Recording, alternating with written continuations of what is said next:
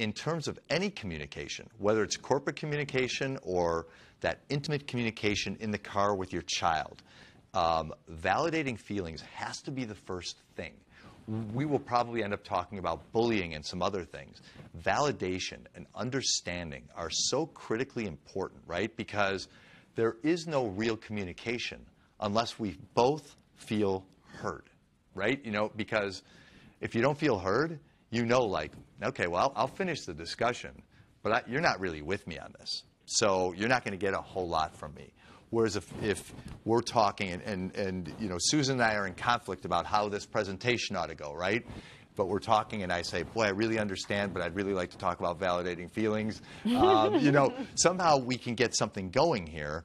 But if we are just arguing about it and battle lines are drawn, you know, this is part of what's going on culturally, I think, that's creating real problems en masse. But on a micro scale, what we can do is hear each other out. And there's nothing we need more, right? Think about any conversation you've had lately where you felt like it was redemptive and it worked.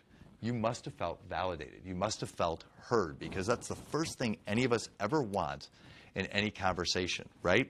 And then you're more likely to want to hear what the other person has to say. It's symbiotic, and it seems so basic, but we move at, you know, this rapid pace now, and we don't take a beat, you know, to say, you know what, here's what I think I'm hearing.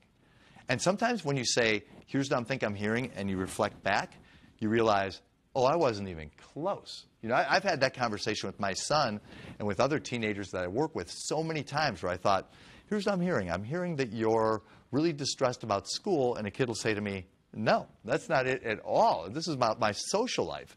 And then finally, you can come to some understanding. So if you don't validate, you might run down a rabbit hole that has nothing to do with what's on the person's mind you're talking with. So it's really important.